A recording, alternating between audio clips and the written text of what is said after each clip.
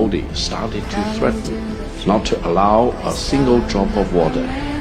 India பாகிஸ்தானுக்கு போகிற தண்ணியை தடுத்து நிறுத்தினா சைனா இந்தியாவுக்கு வர தண்ணீர் அந்த பிரம்மபுத்திரா நதியை அங்கே தடுப்பணை போட்டு இந்தியாவுக்கு போகிற தண்ணியை எல்லாம் ஆக்குபை பண்ணிட்டு தடுத்து நிறுத்த முடியுமா முடியாதா அப்படிங்கிறது தான் இந்திய அளவில் மட்டும் இல்லாமல் உலக அளவில் ஒரு பேசு பொருளாக ஆகியிருக்கு. என்ன காரணம் அப்படின்னா சைனாவில் ஒருத்தர் வந்து வாயை விட்டார். Don't do unto others what you don't want others to do unto you. அந்த வாய் விட்டதுக்கான விளக்கம் முழு வீடியோவாக இந்த வீடியோவில் பார்க்கலாம். என்ன காரணம் அப்படின்னு கேட்டால் உலக அளவில் தண்ணீரை வந்து ஒரு வெப்பனாக ஒரு நாட்டுக்கு எதிராக ஒரு ஆயுதமாக பயன்படுத்த முடியுமா முடியாதா அப்படின்னு யோசிச்சுட்டு இருக்கும்போது சைனாவில் மிகப்பெரிய பேரழிவு நடந்திருக்கு.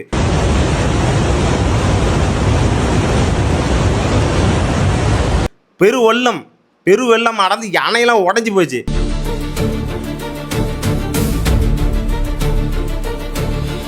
அதெல்லாம் என்ன காரணம், எதனால் வந்து இத்தனாயிரம் பேர் வந்து பாதிக்கப்படுற அளவுக்கு அங்கே வந்து வெள்ளப்பெருக்கு ஆயிருக்கு அப்படின்றது தான் இந்த வீடியோவில் முழுசாக பார்க்க போகிறோம். டீட்டெயில்டாக எங்கேருந்து ஸ்டார்ட் ஆச்சு, பிள்ளையார் சொல்லி போடப்பட்டது, எங்கே போய் இது முடிய போகுது, நம்மளோட கணிப்பு என்ன, எல்லாத்தையும் இந்த வீடியோவில் பார்க்கலாம். சைனாவோட குவாங்ஸி அப்படிங்கிற ஒரு நகரம், அந்த நகரமே ஒரு டேமுக்குள்ளே மூழ்கி போயிருந்தால் எப்படி இருக்கும், அப்பேற்பட்ட கனமழை பொழிஞ்சிருக்கு. அந்த கனமழையில் மொத்தம் 55,000 பேர் பாதிக்கப்பட்டிருக்காங்க. 48,000 பேர் அங்கேருந்து ஓடியே போயிட்டாங்க. பாதிக்கப்பட்டது அத்தனை பேர், ப்ராப்பர்ட்டிஸ் எல்லாமே போயிடுச்சு. அவ்வளோ பெரிய கனமழை பெழிஞ்சு அந்த டேம் இருக்குல்ல, அது டேம் வந்து உடஞ்சி வெள்ளப்பெருக்காகி அங்கே இருக்கிற ஊர் எல்லாமே பாதிக்கப்பட்டிருக்கு. இவ்வளோ இன்சிடென்ட் நடக்கும்போது இந்த பாகிஸ்தான், இந்தியா, இந்த சைனாக்குள்ளே வந்து நதிநீர் பிரச்சனைகள் இருக்க, அதில் எல்லா நாடுகளும் கவனிக்க வேண்டிய விஷயம் என்ன அப்படின்னா, ஒரு தண்ணீரை அணை போட்டு கட்டுறது மட்டும் சக்தி கிடையாது. அந்த தண்ணீரை பாதுகாப்பாக அந்த டேம் கட்டுறோம் அப்படின்னா ஒரு நாட்டுக்கு தண்ணி தராமல் நம்ம டேம் கட்டி நம்மளோட பலத்தை நிரூபிக்கிறது சக்தி கிடையாது. அதை வந்து எப்படி பாதுகாப்பாக இருக்கும், இயற்கை பேரழிவு வந்துச்சுன்னா இயற்கை கூட போட்டி போட்டு இயற்கையை நம்ம முந்த முடியுமா அப்படிங்கிறதெல்லாம் எல்லாருமே யோசிக்கணும். என்ன காரணம் அப்படின்னு கேட்டால், பாகிஸ்தான் இருக்குல்ல, பாகிஸ்தானுக்கு நம்மளுக்கு பஞ்சாயத்து ஆகிட்டு இருக்கும். நம்மளை ஏதாவது ஒன்று சூழ்ச்சி பண்ணி தாக்குதல் நடத்துறதுனே வந்து பிளானை போட்டுருப்பானுங்க. அவனுக்கு வந்து இந்த பகல்காம் தாக்குதல்னு ஒரு தாக்குதல் நடந்துச்சுல, அப்போ 2025 அவங்களுக்கு போகிற அந்த இந்துஸ்தான் அந்த வாட்டர் நதிநீர் அமைப்பு இருக்குல்ல, அந்த இடத்துல வந்து தண்ணியை வந்து ஸ்டாப் பண்ணி வச்சோம். நம்ம அப்படி ஸ்டாப் பண்ணும்போது இது வந்து இந்த இன்சிடென்ட் அப்பயே வந்து சைனா அவங்களுக்கு, அதாவது சைனா வந்து பாகிஸ்தானுக்கு முட்டு கொடுக்குறது தானே.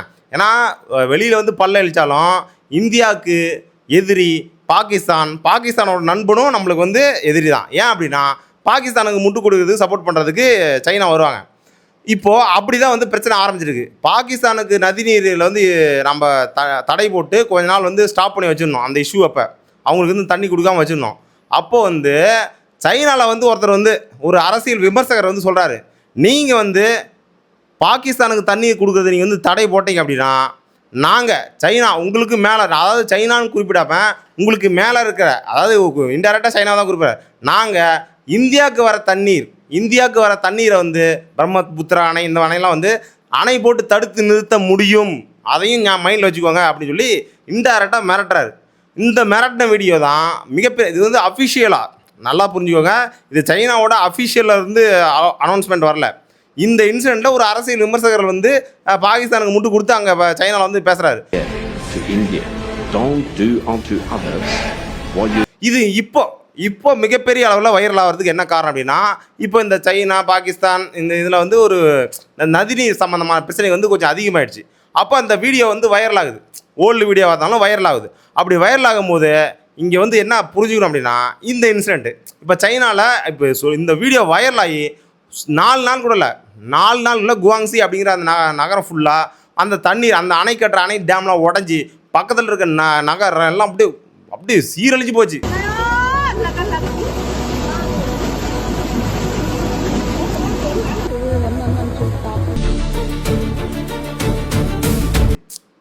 இப்போது சைனாவுக்கு ஒரு நல்ல விஷயம் நல்லா புரிஞ்சுக்கோங்க.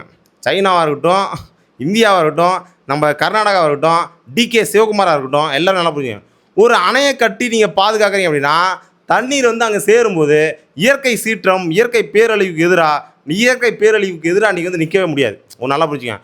அது வந்து உங்களோட நாட்டோட மக்களுக்கு அது எதிராகவே மாறதுக்கு வாய்ப்பு இருக்குது. என்ன காரணம் கேட்டால், இப்போ கர்நாடகாவிலேருந்து வர தண்ணீர் எல்லாமே வந்து இந்த கழிவு நீர், அந்த தொழிற்சாலை கழிவு, எல்லா சாக்கடையெல்லாம் கலந்து தமிழ்நாட்டு மக்களுக்கு அனுப்பிடுறாங்க. நீங்கள் தமிழ்நாட்டோட மேல் இருக்க மேல்லாம் அந்த கொஞ்சம் சர்க்கஸ் மாதிரி பூமி பரப்புலேருந்து கொஞ்சம் மேலே வந்து அங்கேருந்து தண்ணி வரதுனால அதை வந்து பயன்படுத்திட்டு தமிழ்நாட்டை மக்களை அழிக்கணும்னு சொல்லி அவங்க இது பண்ணா அதே தான் மாநில அளவை தாண்டி இப்போ நாடுகளை தாண்டி இப்போ பாகிஸ்தானு சைனாலாம் முட்டிக்கிட்டு இருக்கோம். இப்போ இந்த மாநிலங்கள் நல்லா புரிஞ்சுக்கணும், நாடுகளும் நல்லா புரிஞ்சுக்கணும். இந்த மாதிரி ஒரு இன்சிடென்ட் நடக்கும்போது நம்ம நாட்டு மக்களும் பாதிக்கப்படுவாங்க, நம்ம நாட்டு மக்களும் ஆயிரக்கணக்கான பேர் சாகிறதுக்கான வாய்ப்புகள் இருக்குது. இயற்கைக்கு எதிராக ஒரு முரணான ஒரு இப்போ நீங்கள் யோசிச்சு பாருங்க, நீங்கள் என்ன எழுதி வச்சுக்கோங்க. இப்போ இந்த கர்நாடகாவில் இப்போ இவ்வளோ தமிழ்நாட்டில் வந்து இவ்வளோ நுரை அந்த வருதுல, இவ்வளோ கெமிக்கல்ஸ் அந்த கழிவுகளாக வருதுல, இந்த கழிவு இயற்கையை வந்து சீரழிக்கிறாங்க. இப்போ இயற்கை அவங்களுக்கு என்ன தண்டனை தரும் அப்படின்றது தான் என்னோட கணிப்பு. கண்டிப்பாக சொல்கிறேன் பாருங்க. ஏன்னா வந்து தமிழ்நாட்டு மக்கள் எப்பயுமே வந்து கர்நாடகாவுக்கு எதிராகவோ தீங்கு விளைக்கணும் அப்படின்னு சொல்லி இது வரைக்கும் நினைச்சல. வந்தாலே வாழ வைக்கும். அவங்க வந்து அடித்தா கூட இதான் இங்கே கொஞ்சம் வாங்கிப்பா, இங்கே கொஞ்சம் வாங்கினா அடியை வாங்கிடுது. அமைதியாக தான் இருக்காங்க. இங்கே வந்து ஒற்றுமையாக தான் இருக்காங்க. எல்லோரும் வாங்க வந்து இங்கே வந்து எங்களை ஆளுங்க, அந்தளவுக்கு வந்து நான் உரிமை கொடுத்து வச்சுருக்காங்க தமிழ்நாட்டு மக்கள். அப்போ இந்த அளவுக்கு இது பண்ணுறவங்க நீங்கள் வந்து அவங்க தமிழ் இனத்தையே அழிக்கணும்னு சொல்லி கெமிக்கல் கலக்குறீங்களா? இதை வந்து சைனாவை ஞாபகம் வச்சுக்கோங்க. இந்த சைனாவுக்கு நடந்த இன்சிடென்ட் தான் கர்நாடகா மக்களுக்கும் சரி, கர்நாடகா ஆள்ற டிகே சிவகுமார் முதலமைச்சர் அவர்களுக்கும் சரி ஞாபகம் வரணும். அப்போது இந்த மாதிரி அணை கட்டினா இந்த மாதிரி உங்கள் நாட்டு மக்களையே சைனா இப்போ வந்து 55,000 பேர், ஒரு லட்சக்கணக்கான பேர் பாதிக்கப்பட்டிருக்காங்க. அந்த மாதிரி உங்கள் நாட்டு மக்களும் பாதிக்கப்படுவான்றது நிதர்சனமான உண்மை. ஏன் அப்படின்னு கேட்டிங்கன்னா, இதை இன்னும் டீட்டெயில்டாக பார்க்கணும் அப்படின்னா, இங்கே பிரேக்கிங் பாயிண்ட் என்னென்னா, பாகிஸ்தானுக்கு தண்ணி தர மறுத்தீங்க அப்படின்னா நாங்கள் மேல் இடத்துல இருக்கோம், புவி பரப்பில் மேலே இருக்கோம். நாங்கள் வந்து இந்தியாவுக்கு தண்ணி தராமல் நாங்களும் வந்து அணை கட்டி மறுக்கிறதுக்கான வாய்ப்பு இருக்குன்னு இன்டேரக்டாக, அஃபிஷியல் அனௌன்ஸ்மெண்ட் கிடையாது, ஒரு அரசியல் விமர்சகர், சைனாவில் அரசியல் விமர்சகர் விக்டர் அப்படிங்கிற ஒருத்தர் சொல்லியிருக்காரு. அப்படி சொன்னதுக்கப்புறம் சோசியல் மீடியாவில் பரப்புற விஷயலாம், அதாவது பாகிஸ்தானும் சைனாவும் கைகோர்த்து விட்டது, இப்போது இந்தியாவுக்கு தண்ணி தர மறுக்க போகிறது, இந்தியா பாலைவனமாக போகிறது, இப்படிலாம் வந்து மக்கள் மத்தியில் மிகப்பெரிய அளவில் பேசப்படுது. அப்படி பேசுனதுக்கப்புறம் இங்கே இன்னொரு கூட்டம் வந்து வருது.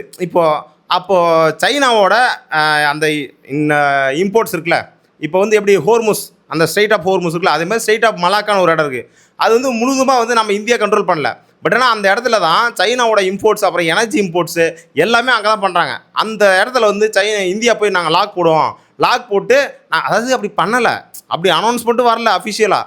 ஆனால் ஒரு மக்கள் மத்தியில் ஒரு பீதி கிளம்புது. அப்போ நாங்கள் வந்து இப்படி பண்ணுவோம் அப்படின்றப்ப மக்கள் மத்தியில் இப்போ சோசியல் மீடியாவில் இப்படி ஒரு ட்ரெண்டு கிளப்புறப்ப இப்போ நாடுகளுக்கிடையே ஏதாவது ஒரு அரசியல் மிகப்பெரிய ஆள் வந்து வாயை திறந்தான் அப்படின்னா நாடுகளுக்கிடையே வந்து போர் வரதுக்கான வாய்ப்புகள் நிறையா இருக்குது.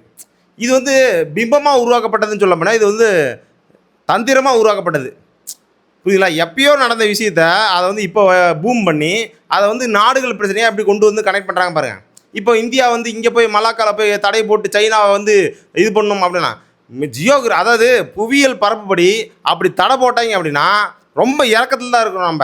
அப்படி நம்ம ஏதாவது அணை போட்டுன்னா அந்த ஃபோர்ஸ் இருக்குல்ல, அந்த ஃபோர்ஸ் வந்து தண்ணி சேர்ந்துருக்கிற அந்த ப்ரெஷர் வந்து ரொம்ப அதிகமாக இருக்கும் சைனாவுக்கு.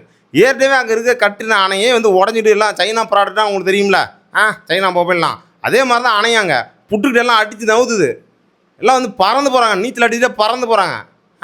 அவங்க மக்கள்லாம் 48,000-50,000 பேர் போயிட்டாங்க.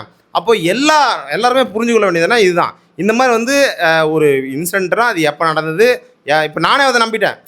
அப்போ விக்டர் அப்படிங்கிறத இப்போ தான் பேசினார் அப்படின்னா இப்போ பேசலை, அது ரொம்ப நாள் முன்னாடி பேசுனது அதை தூக்கி வைரல் பண்ணிட்டு இருக்காங்க. அப்போ இந்த மாதிரி ஒரு சூழ்நிலைகள் வரும்போது இது வந்து மக்கள் மத்தியில் பேசப்படும் போது இது நாடுகளுக்கிடையே மிகப்பெரிய பதற்றத்தை உண்டு பண்ணி இதுவே ஒரு வார் ஸ்டார்ட் பண்ணுறதுக்கான ஒரு காரணமாக ஆகிடக்கூடாதுன்னா நான் இந்த வீடியோவை போட்டேன். அதனால் அந்த மாதிரி வீடியோலாம் வந்துச்சுன்னா முதல்ல ரீஷேர் பண்ணுறது, கமெண்ட் பண்ணுறது, அங்கே போய் ஃபயர் வருது பாரா. அதாவது சைனாவோட அந்த மல்லாக்கா சைட்டை வந்து இந்தியா வந்து தடை போட்டுச்சாமா, அங்கே போய்ட்டு எல்லாம் இது பண்ண போகிறாங்க, பிளானை போட்டார் மோடிஜி அப்படின்னு சொல்லி பரப்புறாங்க. இதை பார்க்குற ஏதாவது அஃபிஷியல் அங்கே வந்து சைனாவில் தான் அஃபிஷியல் என்னடா இப்படிலாம் பிளான் பண்ணுறீங்களா அப்படின்னு அவங்க ஏதாவது கையில் எடுக்கிறது வாய்ப்பு இருக்குல்ல. அப்போ இந்த மாதிரி இன்சிடெண்ட்டை வந்து தவிர்க்கிறது தான் ரொம்ப நல்லது. சோசியல் மீடியாவில் ஒரு விஷயம் வருது அப்படின்னா இப்போ எது உண்மை எது பொய்னே தெரியல. ஒரு வெள்ளப்பெருக்கு இஷ்யூ வருது, இப்போ சைனாவில் வந்து வெள்ளப்பெருக்கு நடக்குது, அங்கே வந்து அணையெல்லாம் உடஞ்சிச்சு அப்படின்னா அதாவது கிறிஸ்து பிறப்பதுக்கு முன் நடந்த வீடியோலாம் வரும் வழியா, நம்ம அப்பா சைனாவில் தான் நடக்குதா, அப்போ வந்து ரீஷேர் பண்ணு, கமெண்ட் பண்ணு, இந்த மாதிரி தான் ஒரு சோசியல் மீடியாவில் போயிட்டுருக்கு. சோசியல் மீடியாவில் கண்ணால் காண்பதும் போய் காதால் கேட்பதும் போய் தீர விசாரித்தா கூட அது பொய்ன்றத மாதிரி தான் இருக்கும். அந்த மாதிரி தான் இருக்குது. ஆர்டிஃபிஷியல் இன்டெலிஜென்ஸ் அது வந்துருச்சுக்கப்புறம் இந்த அளவுக்கு மிகப்பெரிய அளவில் இருக்குது. அதனால் இந்த வீடியோவில் நான் என்ன சொல்லிக்கிறேன் அப்படின்னா, இது கர்நாடகாவாக இருக்கட்டும், சைனாவாக இருக்கட்டும், நம்ம இந்தியாவே இருக்கட்டும், வேறு ஒரு நாட்டுக்கு ஒரு இயற்கை தர நதி பாதையை வந்து நம்ம தடை போட்டோம் அப்படின்னா அது மிகப்பெரிய அளவில் நம்மளுக்கு வந்து பேக் ஃபயர் ஆகிறதுக்கு இயற்கையே நம்மளை அழிச்சிரும். அதுக்கு எக்ஸாம்பிள் தான் சைனா. அதே மாதிரி தான் கர்நாடகாவும் பார்த்து கற்றுக்குங்க.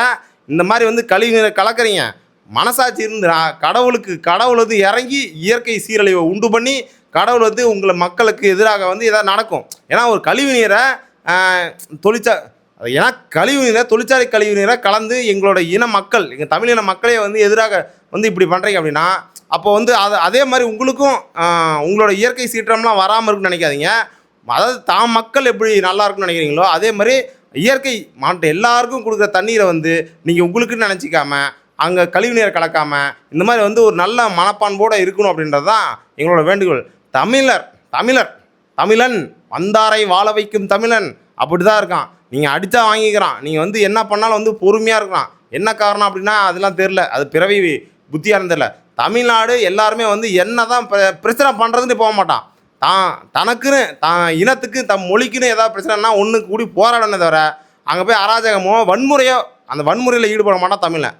அதில் வந்து ப்ராக்டிக்கலி ஜெனட்டிக்கலி தமிழன் மிகப்பெரிய அதில் வந்து ப்ராக்டிக்கலி ஜெனட்டிக்கலி பெருமைப்பட்டுக்கலாம் தமிழர்கள் எல்லாம். யாரையும் போய் நாங்கள் வந்து கஷ்டப்படுத்தணும், யாரையும் போய் துயரப்படுத்தணும், மற்ற மக்களோட வழியை வாங்கி நாம் வந்து சந்தோஷமாக இருக்கணும் அப்படின்னு இது வரைக்கும் தமிழை நினச்சதே இல்லை. அதுதான் நிதர்சனமான உண்மை. நன்றி, வணக்கம்.